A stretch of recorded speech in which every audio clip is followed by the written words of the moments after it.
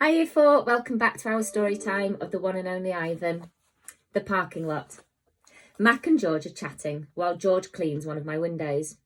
George, Mac says, frowning. There's something wrong with the parking lot. George sighs. I'll take a look as soon as I'm done with this window. What's the problem? There are cars in it, that's what's wrong, George. Cars! Mac breaks into a grin. I think things are actually going to start to pick up a bit. It's got to be the billboard.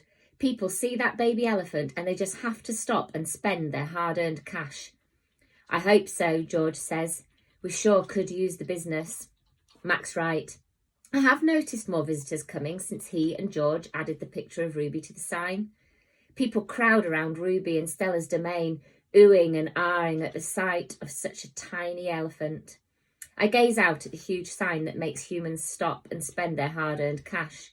I have to admit that the picture of Ruby is rather cute, even if she doesn't look like a real elephant. I wonder if Mac could add a little red hat and a curly tail to the picture of me.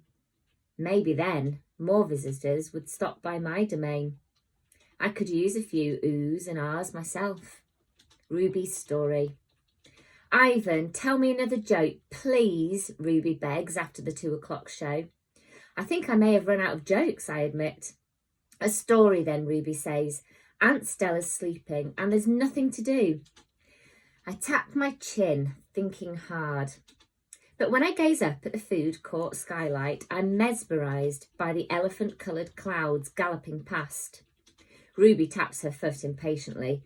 I know, I'll tell you a story, she says, a real-life, true one. Good idea, I say. What's it about?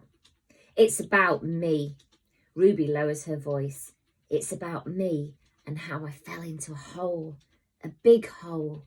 Humans dug it. Bob pricks his ears up and joins me by the window. Ooh, I always like a good digging story, he says. It was a big hole full of water near a village, Ruby says. I don't know why humans made it. Sometimes you just need to dig for the sake of digging, Bob reflects. We were looking for food, Ruby says, my family and I. But I wandered off and got lost and went too close to the village. Ruby looks at me, eyes wide. I was so scared when I fell into the hole. Of course you were, I say. I would have been scared too. Me too, Bob admits, and I like holes. The hole was huge. Ruby pokes her trunk through the bars and makes a circle in the air. And guess what? She doesn't wait for the answer. The water was all the way up to my neck, and I was sure I was going to die. I shudder. What happened next then, I ask. I'll tell you what happened, Bob says darkly. They captured her and put her in a box and shipped her off, and here she is, just like they did with Stella. He pauses to scratch an ear. Humans. Rats have bigger hearts. Roaches have kinder souls. Flies have... No, Bob, Ruby interrupts. You're wrong. These humans helped me. When they saw I was trapped, they grabbed ropes and they made loops around my neck and my tummy. The whole entire village helped, even little kids and grandmas and grandpas, and they all pulled and pulled and... Ruby stops. Her lashes are wet, and I know she must be remembering all the terrible feelings from that day. And they saved me, she whispers. Bob blinks. They saved you, he repeats. When I was finally out, everyone cheered, Ruby says, and the children fed me fruit, and then all those humans led me back to my family. It took the whole day to find them. No way, Bob says, still doubtful. It's true, Ruby says, every word. Of course it's true, I say.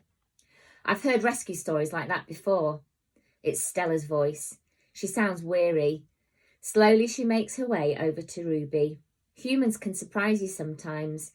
An unpredictable species, Homo sapiens.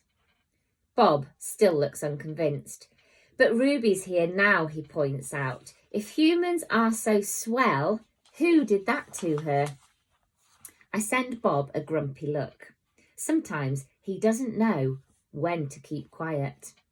Ruby swallows, and I'm afraid she's going to cry. But when she speaks, her voice is strong. Bad humans killed my family, and bad humans sent me here. But that day in the hole, it was humans who saved me. Ruby leans her head on Stella's shoulder. Those humans were good. It doesn't make any sense, Bob says. I just don't understand them. I never will. You're not alone, I say, and turn my gaze back to the racing grey clouds. A hit. Stella's foot hurts too much for her to do any hard tricks for the 2 o'clock show. Instead, Mac pulls her limp into the ring, where she tracks a circle in the sawdust. Ruby clings to her like a shadow. Ruby's eyes go wide when Snickers jumps on Stella's back, then leaps onto her head. At the 4 o'clock show, Stella can only get as far as the entrance to the ring. Ruby refuses to leave her side. At the 7 o'clock show, Stella stays in her domain. When Mac comes for Ruby, Stella whispers something in her ear. Ruby looks at her pleadingly, but after a moment she follows Mac to the ring. Ruby stands alone. The bright lights make her blink. She flaps her ears. She makes her tiny trumpet sound. The humans stop eating their popcorn. They coo, they clap. Ruby is a hit. I don't know whether to be happy or sad. The next chapter is worry. We'll do that tomorrow. Bye.